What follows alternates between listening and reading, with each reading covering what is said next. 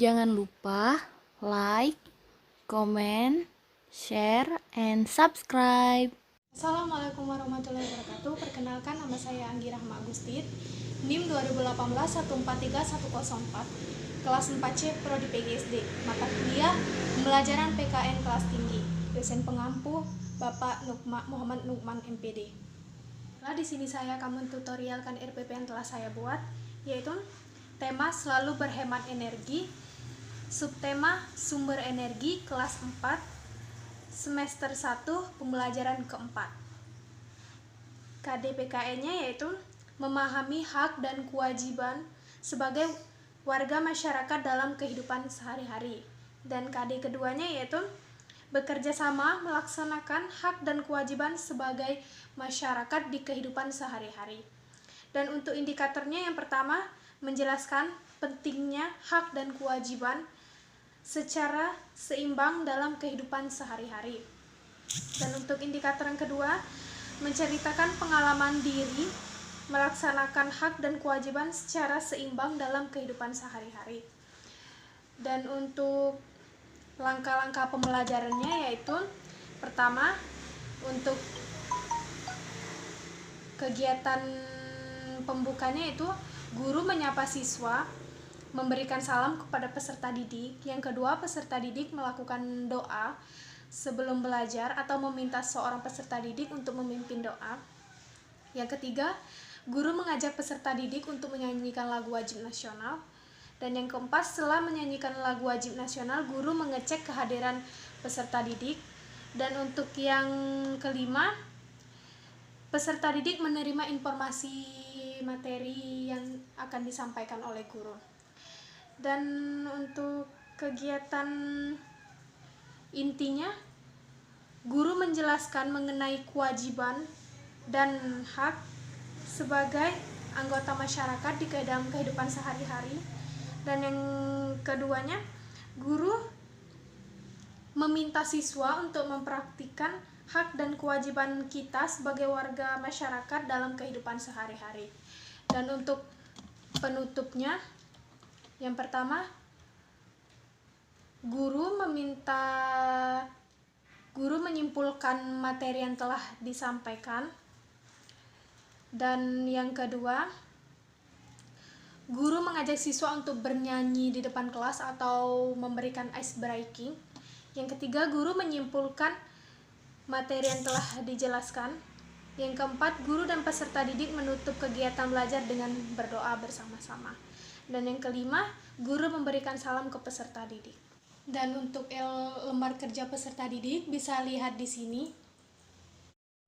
Nah, teman-teman, untuk lembar kerja pada peserta didik, saya memilih soal berbentuk abjad seperti ini. Nah, menurut saya media yang cocok diterapkan di pembelajaran ini yaitu media seperti media video. Nanti saya akan cantumkan di layar.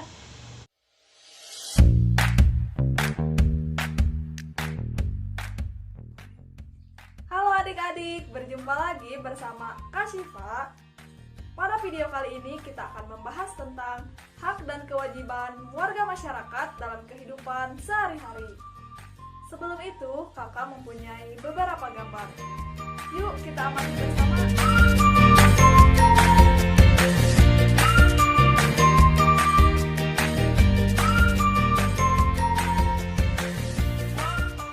Wah, berdasarkan gambar yang telah kita amati bersama, ternyata air banyak ya manfaatnya. Air dapat kita gunakan untuk mandi, minum, mencuci pakaian, mencuci piring, dan lain-lain. Untuk itu, sudah dipastikan bahwa setiap orang membutuhkan air bersih kan?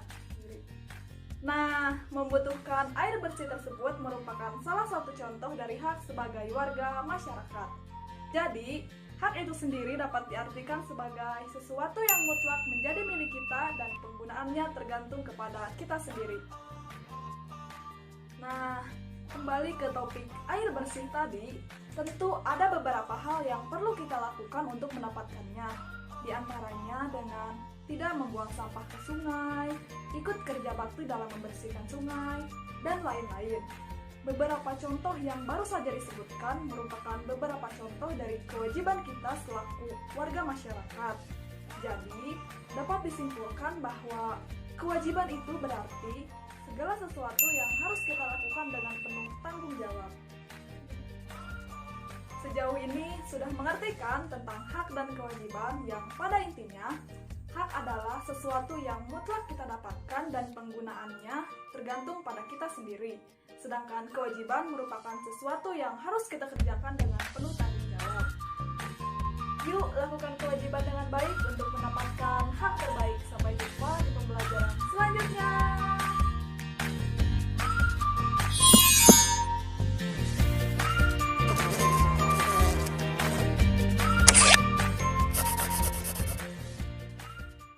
Sudah dilihat? Jika sudah dilihat, terima kasih. Jika ada salah kata, saya minta maaf kepada Allah, saya mohon ampun. Saya akhiri, wabillahi taufiq wal hidayah. Wassalamualaikum warahmatullahi wabarakatuh. Hai, Assalamualaikum warahmatullahi wabarakatuh. Perkenalkan, nama saya Asri Agustin, kelas 4C, dari Prodi PGSD dengan NIM 2018-143110. Baiklah, di sini saya akan menyelesaikan tugas, yaitu mentutorialkan hasil RPP penilaian dengan media pembelajaran yang telah saya rancang atau yang telah saya buat. Baiklah, di sini saya akan membacakan tentang RPP. Nah, ada yang tahu nggak RPP itu apa? RPP itu adalah rencana pelaksanaan pembelajaran yang wajib dimiliki oleh guru sebagai acuan pembelajaran. Nah, baiklah, komponen-komponen yang ada di RPP itu ada KI, ada KD, ada indikator, ada tujuan, ada materi, terus ada langkah-langkah, ada penilaian, dan ada penutup. Nah, sedangkan KI itu biasanya jika kita sebagai guru, kita tidak membuatnya karena dalam K13, KI itu sudah terdapat pada buku guru. Nah, sedangkan KD, di sini saya mengambil KD itu dua. Yang pertama, memahami makna hubungan simbol dengan sila-sila Pancasila. Dua, menjelaskan makna hubungan simbol dengan sila Pancasila sebagai satu kesatuan dalam kehidupan sehari-hari. Mengapa saya hanya mengambil KD PKN? Karena di sini saya akan mengajarkan tentang PKN saja, tidak seluruh mata pelajaran. Nah, yang ketiga itu ada tujuan. Nah, di sini maksud dari tujuan itu mengapa kita membuat RPP? Di situ kita harus membuat tujuan agar setiap pembelajaran menghasilkan apa yang kita inginkan. Seperti satu, setelah berdiskusi, siswa mampu menjelaskan hubungan simbol dengan makna sila pertama dengan benar. 2. Setelah membaca, siswa mampu memberikan contoh pengalaman dari sila pertama dalam kehidupan sehari-hari dengan benar. 3. Setelah berdiskusi, siswa mampu memberikan contoh pengalaman dari sila pertama dalam kehidupan sehari-hari dengan benar.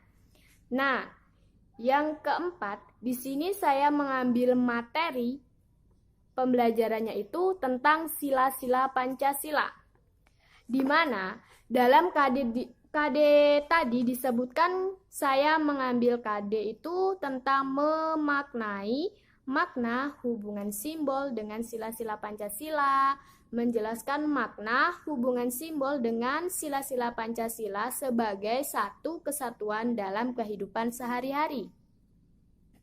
Baiklah, di sini saya juga menggunakan metode pembelajaran, yaitu pendekatannya saya menggunakan scientific learning.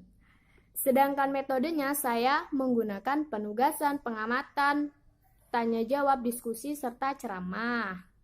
Baiklah, kegiatan pembelajarannya itu pertama itu kan kita pembukaan, yaitu kita menggunakan alokasi waktu itu 10 menit. Saya kira itu cukup. Yang pertama itu guru mengucapkan salam terhadap siswa, guru menyapa siswa untuk mengondisikan kelas agar siap untuk belajar. Mohon maaf. 3. Guru mempersilakan siswa untuk berdoa terlebih dahulu sebelum pembelajaran dimulai. 4. Lalu dilanjutkan dengan mengecek kehadiran siswa. 5. Guru mengingatkan siswa tentang pembelajaran sebelumnya. 6. Guru menjelaskan kegiatan yang akan dilakukan dan tujuan kegiatan pembelajaran. Nah, itu tadi hanya pembukanya saja. Di sini saya juga akan membacakan tentang kegiatan inti. Kegiatan inti itu saya hanya menggunakan 15 menit. 15 menit yaitu 1. Siswa dibagi dalam beberapa kelompok. Nah, terus itu siswa disuruh untuk menulis bunyi sila Pancasila dengan simbolnya. 3. Pada pertemuan kali ini siswa akan berdiskusi. Nah, terus siswa diminta untuk mengamati simbol sila pertama. Yang kelima yaitu siswa menuliskan makna dari sila pertama. Terus siswa menyampaikan hasil pekerjaannya di depan kelas. 7. Siswa diberikan kesempatan untuk memberikan contoh lain yang dalam kehidupan sehari-hari. 8. Siswa kembali mengamati gambar-gambar yang ada di buku siswa. 9. Dalam kelompoknya, siswa memberikan pendapat terhadap setiap gambar. 10. Siswa menganalisis. 11. Siswa yang mendengarkan akan diberikan masukan dan pertanyaan atas apresiasi yang disampaikan oleh temannya. 12. Guru memberikan penguatan tentang satu permasalahan gambar, kenapa sesuai atau tidak sesuai dengan sila pertama secara individu. Siswa diminta untuk menuliskan 5 contoh dalam kehidupan sehari-hari yang sesuai dengan sila pertama. Nah, itu tadi kegiatan inti. Di sini saya juga akan membacakan tentang kegiatan penutup. Di sini saya menggunakan alokasinya itu hanya 10 menit. Yaitu 1. Guru memerintahkan mengumpulkan hasil kerja mereka. 2. Guru mengajak untuk bernyanyi sebelum mengakhiri pembelajaran. 3. Lalu guru menutup pembelajaran jika telah selesai. Nah, itu tadi kegiatan-kegiatan yang ada dalam RPP saya. Baiklah, di sini saya juga akan menjelaskan tentang penilaian. Di sini saya menggunakan penilaian itu dengan kriteria mendengarkan, terus mengomunikasikan nonverbal, terus partisipasi, serta saya juga di sini menggunakan penilaian diskusi. Di sini ini contoh penilaian saya, mungkin tidak jelas ya. Di sini ada penilaian nih. Ini ada diskusi. Diskusi, sedangkan ini juga ada nih. Ada sangat baik, cukup, dan butuh dampingan. Nah, kenapa saya membuatnya seperti itu? Karena di sini saya hanya mengikuti. Baiklah, di sini saya akan melanjutkan video yang sempat terjeda tadi. Di sini kenapa saya mengambil penilaian model seperti itu? Karena saya hanya mengikuti di dalam buku guru saja. Baiklah, di sini saya juga akan menjelaskan tentang sumber dan media belajar. Di sini sumber yang saya ambil itu saya mengambil dari buku guru dan buku siswa kelas 4, tema 4, itu dengan judul berbagai pekerjaan, subtema 1, jenis-jenis pekerjaan, pembelajaran 2. Buku tematik terpadu, kurikulum 13, revisi, 2016, Jakarta, Kementerian Pendidikan dan Kebudayaan RI. Nah, di sini saya menggunakan media gambar-gambar burung Garuda serta penjelasan sila pertama. Dalam video saya tadi tuh kan saya mengambil pembelajaran tentang sila-sila Pancasila. Di sini saya akan hanya menggunakan sila pertama saja. Nah, di sini media pembelajaran saya hanya seperti ini. Saya hanya memanfaatkan kertas yang telah saya print, terus saya printkan gambar ini sama penjelasan. Di sini siswa akan berdiskusi, mempelajari tentang sila pertama dalam kehidupan sehari-hari. Nah, itu tadi media pembelajaran saya. Serta di sini saya menggunakan lembar kerja peserta didik ini. Yang pertama seperti ini.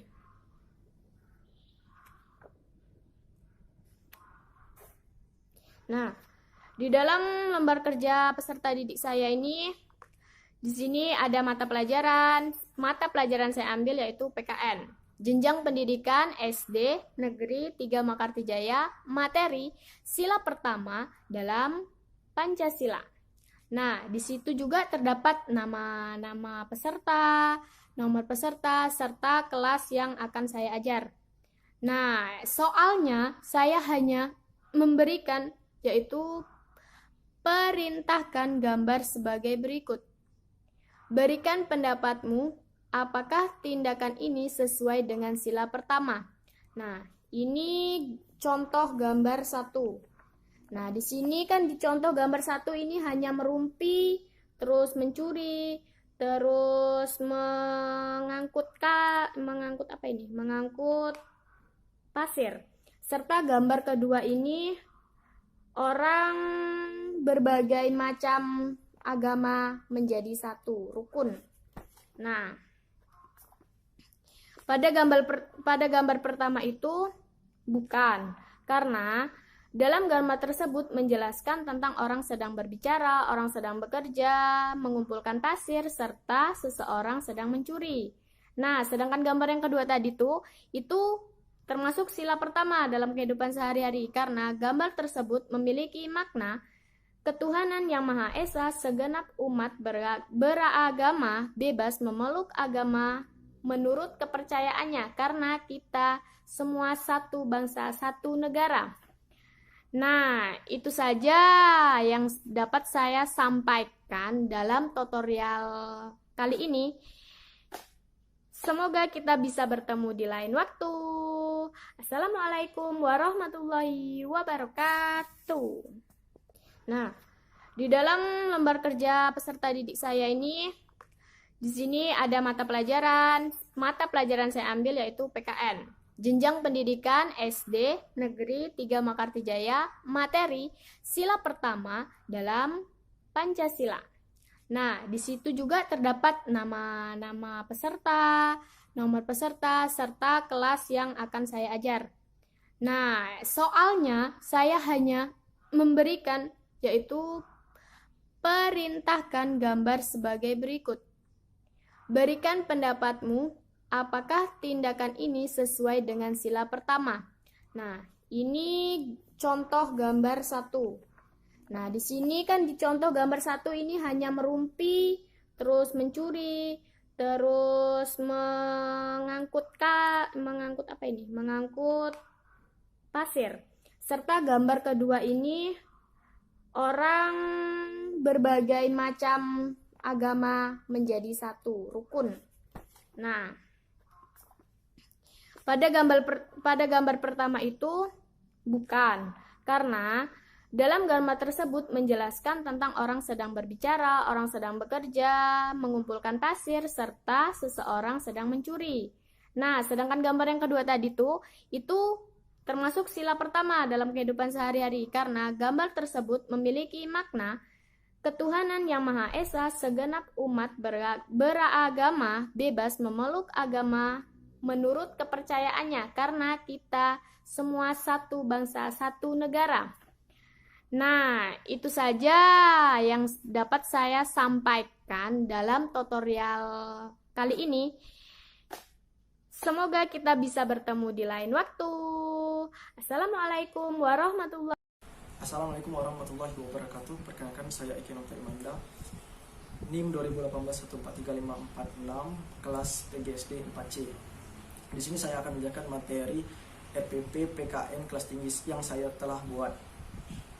Di sini saya mengambil kelas 6 semester 2, tema 7, subtema 1, yaitu kepemimpinan sekitarku. KDPKN-nya yang ada adalah 1. Memahami nilai-nilai persatuan dan kesatuan bangsa dalam kesatuan pemerintahan, wilayah, sosial, dan budaya. Dan KD 1.4.4-nya adalah menerapkan nilai-nilai persatuan dan kesatuan dalam pemerintahan, wilayah, sosial, dan budaya.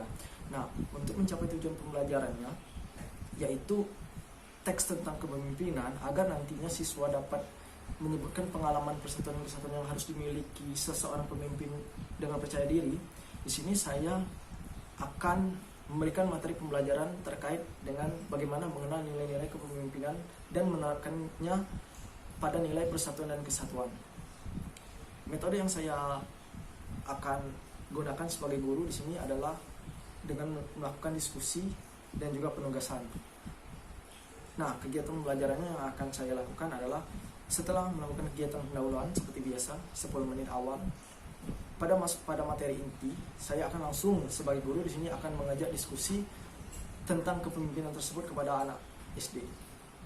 Saya akan mengajak siswa untuk menyebutkan nama-nama pemimpin yang mereka ketahui atau setidaknya mereka kenal, kemudian mereka tulis di papan tulis. Kemudian saya meminta siswa, saya di sini sebagai guru akan meminta siswa untuk menyebutkan apa alasan mereka dan mengapa mereka memilih nama-nama pemimpin tersebut. Kemudian alasannya pasti tentu berbeda-beda. Kemudian saya ingin menuliskan juga alasan tersebut di sebelah nama pemimpin yang telah mereka tulis. Kemudian secara bersama saya akan mengajak siswa membaca nama-nama pemimpin yang tertulis yang di papan tulis tersebut dengan alasannya. Setelah nama-nama pemimpin tersebut dirasa cukup jumlahnya,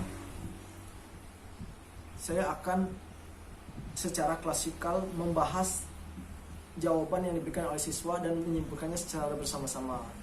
Kemudian siswa akan diajak untuk menyimpulkan nilai-nilai yang perlu dimiliki oleh seorang pemimpin yang telah mereka jadikan sebagai contoh dan tulis di papan tulis tersebut. Misalnya contohnya adalah jujur, disiplin, menghormati orang lain, memikirkan nasib orang banyak, dan seterusnya. Dan saya membuat kesimpulan menyampaikan kepada siswa bahwa untuk menjadi seorang pemimpin yang baik, seseorang pemimpin harus memiliki nilai-nilai kepemimpinan yang baik pula. Untuk mengeluarkan pemahaman siswa tentang nilai-nilai kepemimpinan tersebut, siswa kemudian akan lebih detail saya ajak untuk mengamati gambar yang ada pada teks di buku. Itu saja materi kepemimpinan yang akan saya perkenalkan kepada siswa. Sekian dan terima kasih. Assalamualaikum warahmatullahi wabarakatuh. Assalamualaikum warahmatullahi wabarakatuh. Perkenalkan, saya Eki Nota Imanda dari kelas PGSD 4C.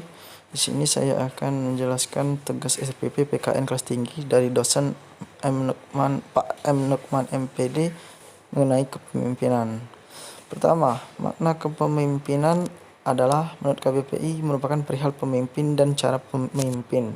Menurut Robbins, kemampuan untuk mempengaruhi kelompok menuju pencapaian bersama. Perspektif Ki Hajar Dewantara tentang keberimbangan dalam kepemimpinan. 1. Ing Ngarso Sung Tulodo, 2. Ing Madya Mangunkarsa, 3. Tutpuri Handayani. Seperti yang kita ketahui. Nah, fungsi guru sebagai pemimpin di kelas adalah 1. Memberi contoh, 2. Sebagai pengajar, 3. Memberi disiplin, 4. Memberi pengalaman lahir, 5. Memberi perintah dan hukuman, 6. Pembiasaan. Berikut adalah bagan kepemimpinan yang berimbang dari Kemendikbud, dari Menteri Pendidikan dan Kebudayaan. Kemudian untuk kepemimpinan yang berimbang di daerah sendiri, contohnya adalah otonomi daerah, dan juga termasuk pelatihan dan program-program daerah. Kepemimpinan yang berimbang di sekolah harus melibatkan para guru, melibatkan meminta pendapat, penyampaian informasi, menanyakan tentang sistem agar dapat meningkatkan mutu dan tanggung jawab serta kontrol. Kepemimpinan yang berimbang sekolah harus memberikan teladan, berperan sebagai pelatih, memberikan otonomi dan memberikan perhatian yang berimbang kepada siswa.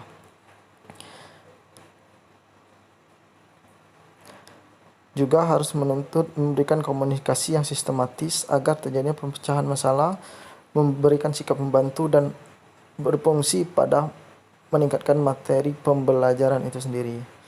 Manajemen dan kepemimpinan di sekolah menghadirkan 3 perubahan: manajemen perubahan, budaya sekolah, dan kepemimpinan pembelajaran. Mari kita masuk ke pengertian manajemen perubahan. Manajemen perubahan adalah suatu proses, alat, dan teknik untuk mengelola orang-orang agar berubah dalam rangka mencapai tujuan organisasi yang telah ditentukan. Nah, di sini adalah bagian manajemen dan kepemimpinan di sekolah, mulai dari refleksi, manajemen perubahan, budaya sekolah, dan kepemimpinan pembelajaran.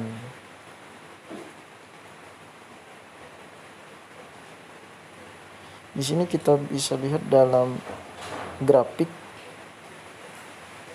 bagaimana tujuan dari kepemimpinan itu untuk mencapai visi suatu organisasi. Di sini ke sekolah. Model sekolah yang aman dan kondusif sebagai tempat belajar siswa harus menciptakan keharmonisan hubungan, keamanan, dan lingkungan yang aman dan kondusif. Kesimpulan, kepemimpinan pendidikan harus mampu menggunakan berbagai sumber daya yang dimiliki oleh organisasi, baik sumber daya material dan prasarana, untuk meningkatkan mutu kinerja organisasi yang dipimpinnya. Sekian dan terima kasih. Assalamualaikum warahmatullahi wabarakatuh. Perkenalkan, saya Pinka Agustini, NIM 2018143109, kelas 4C Prodi PGSD, dari Universitas PGRI Palembang. Mata kuliah Pembelajaran PKN SD kelas tinggi. Dosen pengampu Muhammad Nukman MPD. Di sini saya akan menjelaskan tentang Rencana Pelaksanaan Pembelajaran (RPP). Dari Sekolah SD Negeri 85 Palembang, mata pelajaran Pendidikan Kewarganegaraan kelas 5 semester 2, pertemuan kedua. Alokasi waktu 2 kali 35 menit. Di sini saya mengambil KD, yaitu menyebutkan contoh organisasi di lingkungan sekolah dan di masyarakat. Indikatornya: 1. Menyebutkan contoh organisasi di sekolah. Kedua, menjelaskan manfaat, tujuan, dan struktur organisasi yang ada di lingkungan sekolah.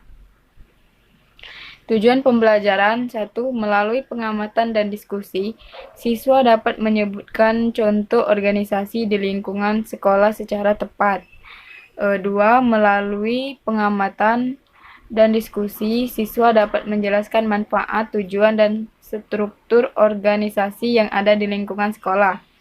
Karakter siswa yang diharapkan: mandiri, bertanggung jawab, komunikatif.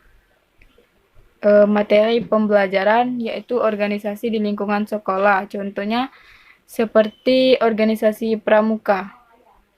Salah satu organisasi di sekolah yang menyenangkan adalah pramuka. Selain menyenangkan, pramuka juga banyak manfaatnya. Dengan mengikuti kegiatan pramuka, kalian akan mendapatkan banyak keterampilan hidup dan juga mempunyai banyak teman. Pramuka juga mengajarkan hidup berorganisasi. Misalnya dalam kegiatan pramuka itu akan dibagi beberapa regu. Satu orang dari kalian menjadi ketua dan yang lainnya menjadi anggota. Adanya ketua dan anggota merupakan bentuk organisasi. Tujuannya adalah menyelesaikan tugas yang diberikan kakak pembina kepada kalian. Agar tugas itu selesai, kalian perlu adanya kerjasama antara regu tersebut. Pendekatan Pendekatan dan metode pembelajaran. 1. Pendekatan kontekstual. Kedua, model, yaitu model kontekstual teaching learning. Ketiga, metode diskusi, tanya jawab, dan ceramah. Langkah-langkah pembelajaran. Kegiatannya awal, guru mengucapkan salam dan menyapa siswa. Siswa berdoa dan dipimpin oleh ketua kelas. Guru mengecek kehadiran siswa. Guru memberikan motivasi agar siswa semangat belajar. Guru melakukan apresiasi dengan menunjukkan gambar mengenai kegiatan organisasi di lingkungan sekolah. Siswa mendengarkan penjelasan dari guru tentang kegiatan yang akan dilakukan dan menyampaikan tujuan pembelajaran. Kegiatan inti, eksplorasi.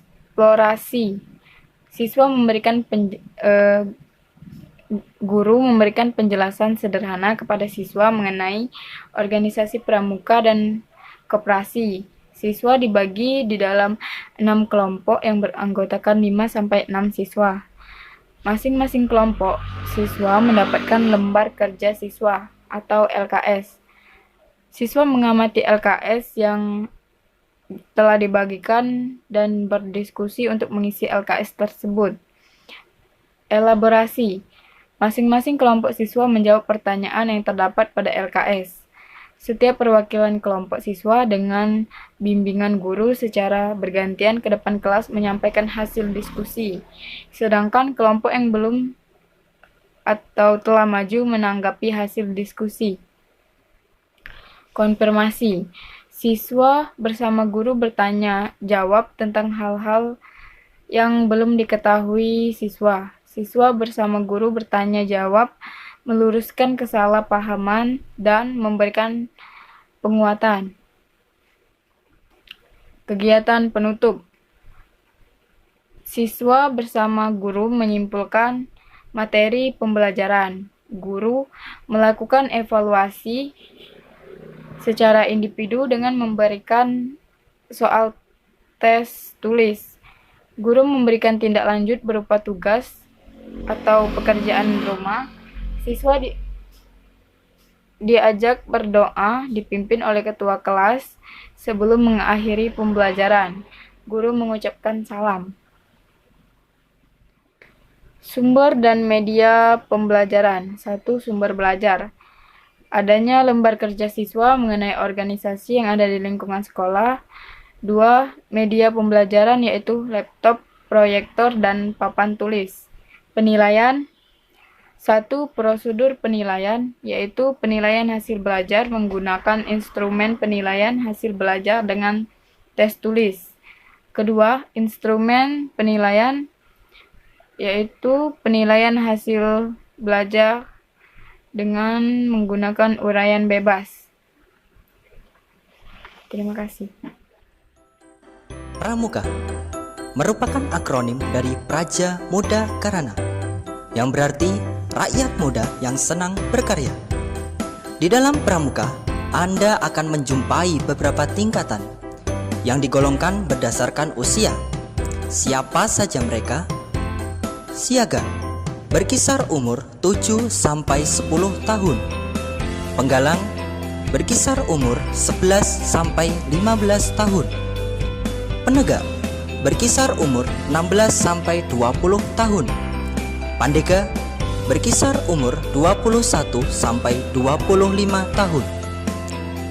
Pramuka penegak dan pramuka pandega berkumpul dalam sebuah wadah pembinaan dan pengembangan kaderisasi kepemimpinan di tingkat kuartir tentunya, yang disebut dengan Dewan Kerja. Dewan Kerja dibentuk dengan tujuan memberi kesempatan kepada pramuka penegak dan pramuka pandega untuk menambah pengetahuan, keterampilan, dan pengalaman dalam mengelola organisasi, serta pengembangan bakat kepemimpinan sebagai upaya pengabdian diri kepada gerakan pramuka, masyarakat, bangsa, dan negara. Dewan Kerja dengan masa bakti 5 tahun dibagi menjadi beberapa tingkatan. Di tingkat kecamatan disebut dengan Dewan Kerja Ranting. Di tingkat kabupaten disebut dengan Dewan Kerja Cabang. Di tingkat provinsi disebut dengan Dewan Kerja Daerah. Di tingkat nasional disebut dengan Dewan Kerja Nasional. Kebersamaan, kegembiraan, canda tawa, gotong royong, susah senang, itulah pramuka. Anda bangga jadi Dewan Kerja? Anda bangga jadi pramuka? Ayo bergabung bersama pramuka. Because what? Pramuka, kader pemimpin bangsa.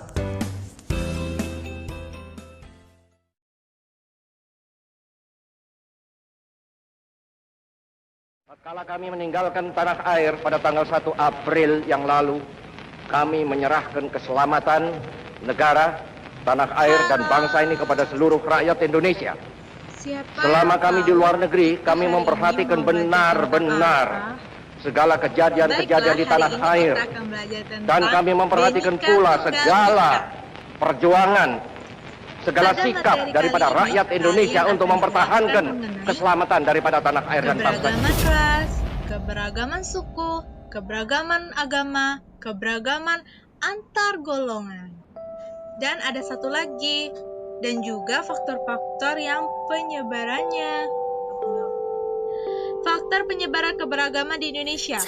Keberagaman masyarakat di Indonesia dipengaruhi oleh beberapa faktor, baik yang datang dari dalam maupun luar masyarakat.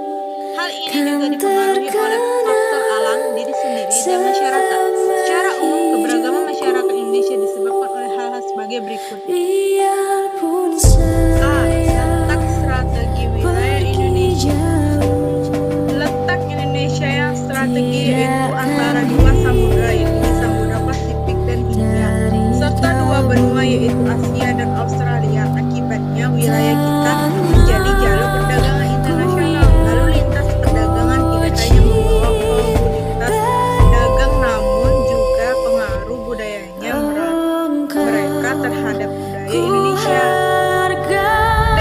Kondisi negara kepulauan pisah. Negara Indonesia terdiri atas beribu-ribu pulau yang secara fisik terpisah. Keadaan ini menghambat hubungan antara masyarakat dari pulau yang berbeda, sehingga masyarakat di pulau menghambat budaya mereka masing-masing sesuai dengan tingkat kemajuan dan lingkungannya yang akhirnya menimbulkan kemajemukan. C. Perbedaan kondisi alam. Kondisi alam yang berbeda seperti daerah pantai, pegunungan, daratan rendah rawan, dan lautan mengakibatkan perbedaan masyarakat di daerah pantai berbeda dengan masyarakat pegunungan, seperti perbedaan bentuk rumah, mata pencarian, makanan pokok, pakaian, kesenian, bahkan kepercayaan. D. Keadaan transportasi dan komunikasi. Kemajuan sarana transportasi dan komunikasi juga memengaruhi perbedaan masyarakat Indonesia. Kemungkinan sarana ini membawa masyarakat mudah berhubung dengan masyarakat lain, meskipun jarak dan kondisi alam yang sulit. Sebaliknya, sarana ini terbatas juga menjadi penyebab keberagaman masyarakat Indonesia. E. Menerima masyarakat terhadap perubahan. Sikap masyarakat terhadap sesuatu yang baru, baik yang datang dari dalam maupun luar masyarakat, membawa pengaruh terhadap perbedaan masyarakat Indonesia. Ada masyarakat perkataan, namun ada juga sebagian masyarakat tetap bertahan pada budaya sendiri. Keberagaman suku. Suku, bangsa, kelompok, etika, dan budaya masyarakat yang terbentuk secara turun-temurun. Secara umum, suku bangsa di Indonesia ditentukan mengikuti garis matemalitis. Ada berapa macam suku bangsa di Indonesia? Mampukah suku di Indonesia menurut BPS? Suku Jawa 40,2%, suku Sunda 15,5%, Kami, suku Batak 3,2%, bangsa Indonesia, suku asal Sulawesi 3,2%, menyatakan daerah Kepulauan kemerdekaan Indonesia. Suku Aceh, Hal-hal yang mengenai pemindahan kekuasaan dan lain-lain diselenggarakan suku Jawa, dengan cara seksama Baduy, dan Samin, dalam dan tempo lain-lain. yang sesingkat-singkatnya. Jakarta, 17 Agustus 1945, atas nama bangsa Indonesia, Soekarno, Hatta. Lombok, Bima, dan Bima. Sedangkan di Papua terdapat suku Aksaman dan suku Dani. Keberagaman agama di Indonesia. Dalam nilai BGK Pusatnya, Negara Republik Indonesia merupakan salah satu negara yang memiliki berbagai macam keberagaman suku, agama, ras, dan budaya. Dan antara golongan keberagaman ini tumbuh dan berkembang dalam wilayah Indonesia jauh sebelum adanya negara Indonesia itu sendiri. Keberagaman sebagai bentuk persatuan bangsa, perwujudan sila pertama Pancasila, ketuhanan yang Maha Esa, terutama dalam UUD 1945 pasal 28E.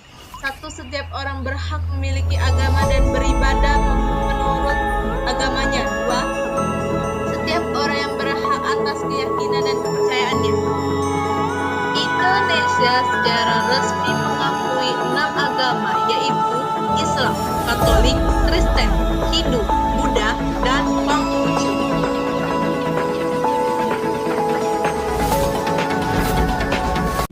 Assalamualaikum warahmatullahi wabarakatuh. Perkenalkan, nama saya Kiki Yolanda, NIM 2018-143098 dari kelas 4C, mata kuliah pembelajaran PKN SD kelas tinggi. Di dalam video ini saya akan menjelaskan RPP saya. Saya mengambil RPP kelas 6, tema 1 tentang selamatkan makhluk hidup, subtema 1 dan pembelajaran kedua. Di dalam RPP saya ini, saya mengambil materi tentang nilai-nilai Pancasila dalam kehidupan sehari-hari. Di dalam RPP saya ada 3 langkah-langkah pembelajaran. Yang pertama kegiatan pendahuluan, dan yang kedua kegiatan inti, yang terakhir kegiatan penutup. Di dalam kegiatan pendahuluan, saya akan mengajak siswa saya untuk membaca doa sebelum memulai pembelajaran. Kemudian saya akan mengabsensi kehadiran siswa saya, dan yang terakhir saya akan mengecek kerapian dan kebersihan di dalam kelas. Kemudian kegiatan inti. Di dalam kegiatan inti ini saya akan memulai proses pembelajaran. Sebelum memulai proses pembelajaran, saya akan menunjukkan media saya. Di dalam pembelajaran ini, saya menggunakan media buku pintar. Di dalam buku pintar ini berisi tentang lambang-lambang Pancasila dan isi Pancasila. Kemudian saya akan menjelaskan nilai apa saja yang terkandung dalam Pancasila itu. Kemudian dari proses pembelajaran ini, siswa dapat menerapkan nilai-nilai Pancasila dalam kehidupan sehari-hari. Setelah proses pembelajaran ini, saya akan memberikan lembar kerja peserta didik berupa soal-soal. Setelah selesai, siswa saya akan mengumpul dan kemudian saya akan menilainya. Dan yang terakhir yaitu berupa kegiatan penutup. Di dalam kegiatan penutup ini, saya akan mengajak siswa saya untuk menyimpulkan hasil dari pembelajaran hari ini. Kemudian saya akan mengajak untuk menyanyikan yel-yel penyemangat, dan yang terakhir saya akan mengajak siswa saya untuk berdoa untuk mengakhiri pembelajaran hari ini. Demikianlah penjelasan dari saya. Wassalamualaikum warahmatullahi wabarakatuh. Assalamualaikum warahmatullahi wabarakatuh. Di sini saya akan menjelaskan tentang lembar kerja. Di dalam lembar kerja peserta didik, saya di sini ada mata pembelajaran yang saya ambil, yaitu pembelajaran PKN tentang pendidikan SD Negeri 1 Sukaraja. Kelas 4, materi yang saya ambil yaitu tema 9, subtema 1, kekayaan sumber di Indonesia.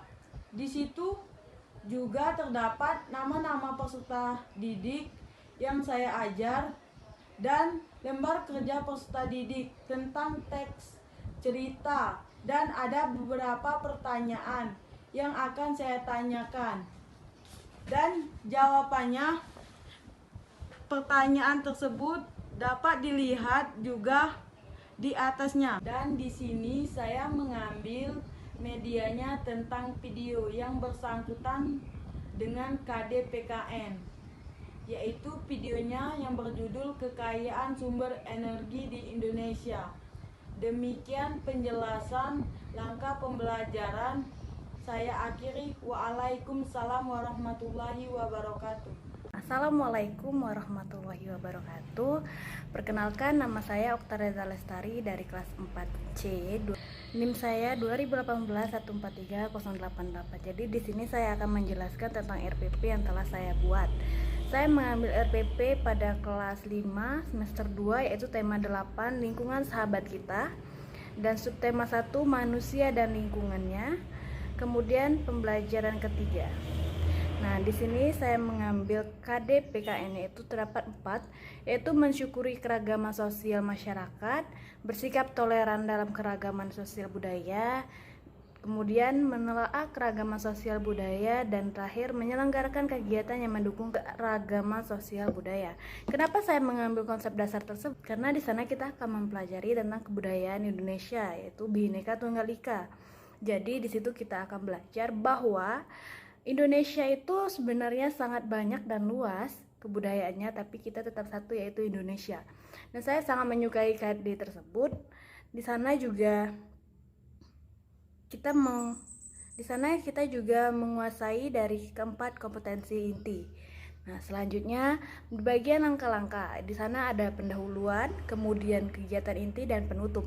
Di bagian pendahuluannya, bagian pertama pendahuluannya itu di awal pembelajaran saya menyapa siswa-siswi saya dengan menanyakan kabar, mengajak berdoa, kemudian adanya ice breaking atau pemanasan dalam ice breaking atau semacam yel-yel segala macam. Kemudian saya menginformasikan tujuan pembelajaran pada hari tersebut. Nah, lalu bagian inti-intinya ialah saya menggunakan metode pembelajaran, diskusi, dan tanya jawab, lalu pendekatan scientific learning. Jadi di bagian intinya itu sudah terdapat seperti pertanyaan, seperti itu. Kemudian adanya diskusi, lalu ada pendekatan dari saya kepada siswa-siswi saya. Bagian penutupnya juga saya mengajak bagian penutupnya saya mempunyai beberapa hal, seperti saya menanyakan kepada siswa-siswi saya apa mereka puas pada pembelajaran hari itu, kemudian saya memberikan kesimpulan dan mengajaknya berdoa bersama. Nah, untuk media sendiri saya menggunakan video pembelajaran. Setelah akhir penjelasan saya ini akan ada video pembelajaran dari saya. Untuk lembar kerja peserta didiknya ini sendiri saya mengambil 5 uraian. Kenapa saya mengambil 5? Sebenarnya 5 ini sudah cukup banyak menurut saya, karena di sini sudah adanya kreativitas. Seperti saya minta carikan 5 gambar pakaian adat yang ada pada surat kabar. Seperti itu, lalu ditempelkan pada buku latihan. Kemudian saya minta tuliskan kebudayaan yang ada di Pulau Sumatera. Nah, lalu adanya pembelajaran tentang toleransi dan karakteristik serta Bhinneka Tunggal Ika. Jadi, itulah penjelasan dari RPP yang saya ambil. Sekian, terima kasih. Wassalamualaikum warahmatullahi wabarakatuh. Keragaman budaya di Aceh. Aceh memiliki keragaman budaya, yaitu rumah adat yang bernama Krong Bade dan suku-suku yang ada di Aceh. Adapun makanan tradisional yang ada di Aceh, senjata tradisional di Aceh bernama rencong, dan alat musik bernama rampai. Lagu daerah di Aceh salah satunya yaitu lagu Bungong Je Umpa, dan tarian daerah tari Saman, tari Seudati.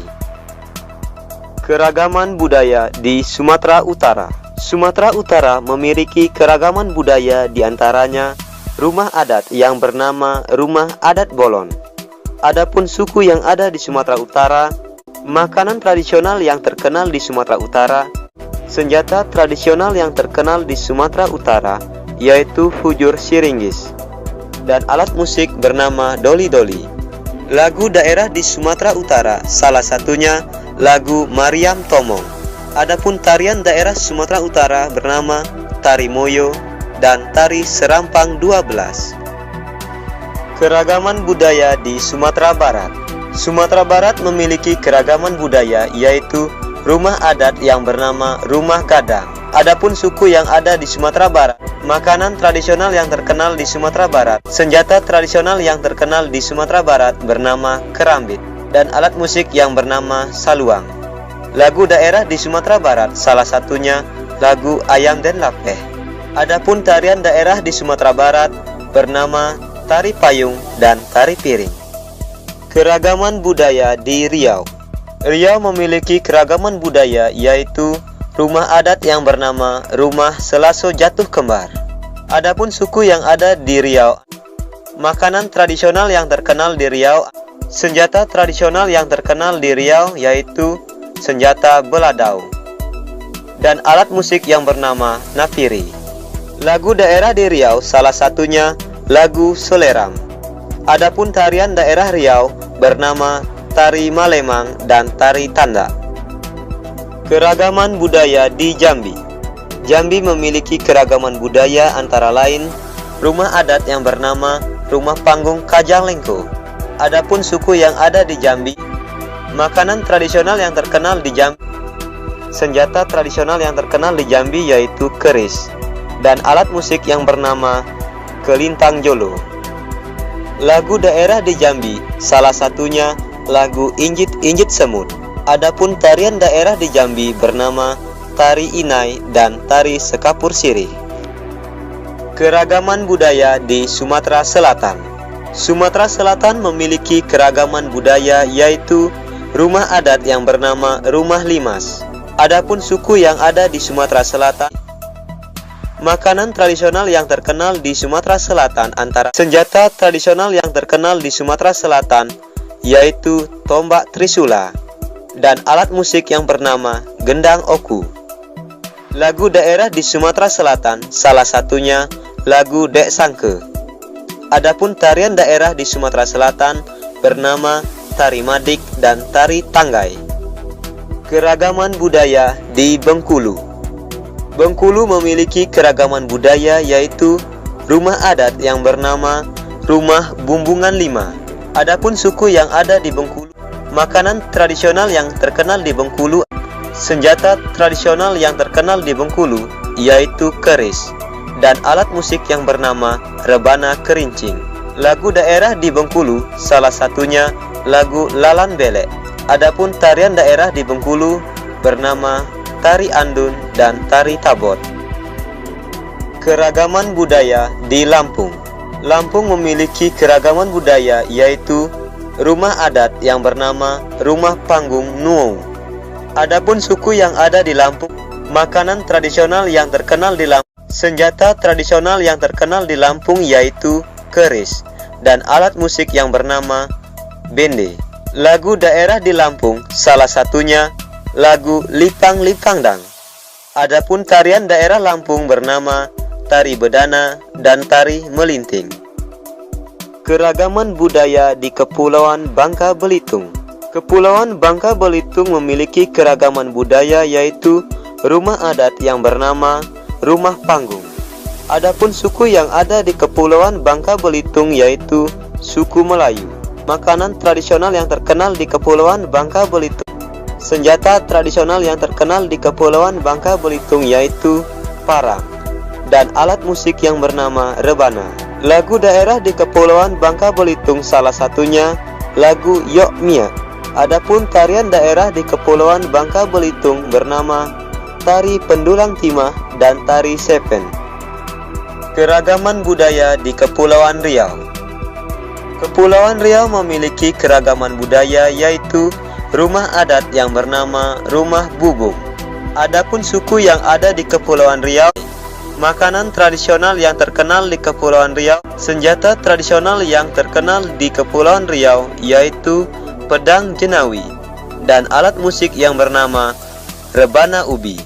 Lagu daerah di Kepulauan Riau salah satunya lagu Segantang Lada. Adapun tarian daerah di Kepulauan Riau bernama tari Malemang dan tari Zap. Assalamualaikum warahmatullahi wabarakatuh. Perkenalkan, nama saya Wafid Nur Fadilah, NIM 2018143089, kelas 4C Prodi PGSD.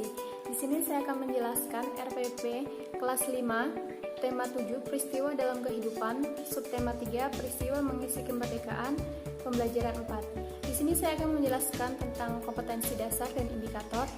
Kompetensi dasar yang pertama, menelaah keberagaman sosial budaya masyarakat.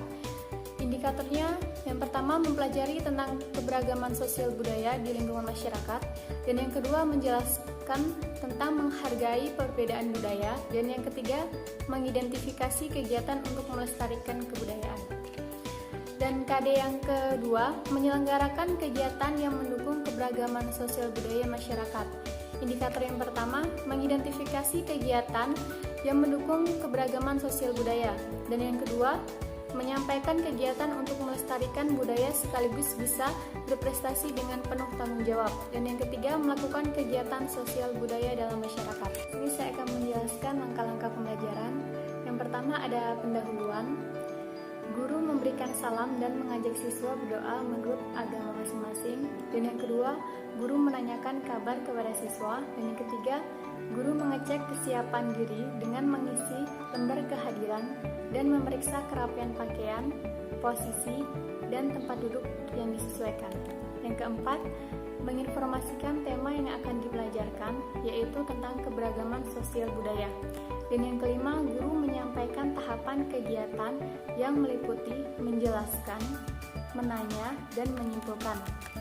Pada inti, yang pertama, siswa membuka buku dan mengamati bacaan teks tentang perbedaan budaya. Dan yang kedua, siswa menyimak penjelasan dari guru tentang perbedaan budaya.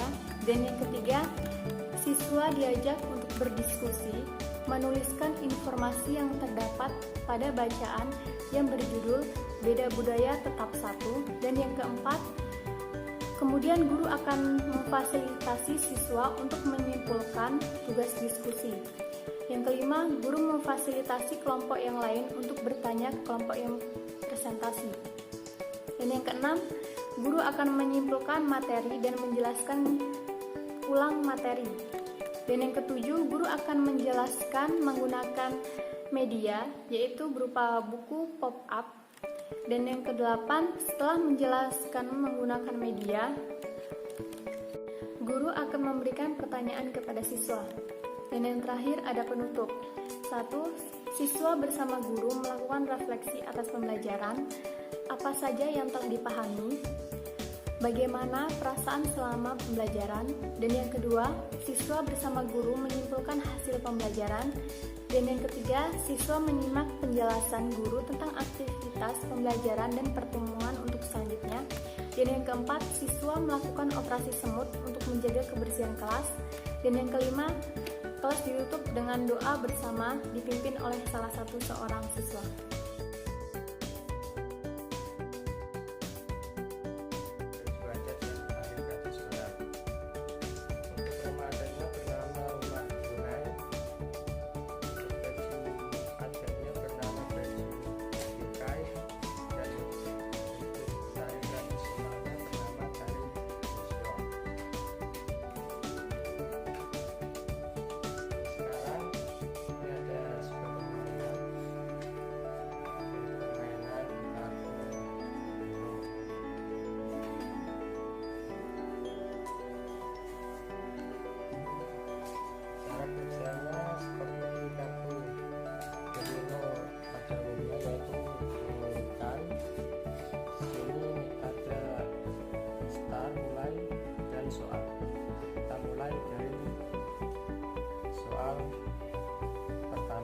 Apa nama rumah Kafe Jawa?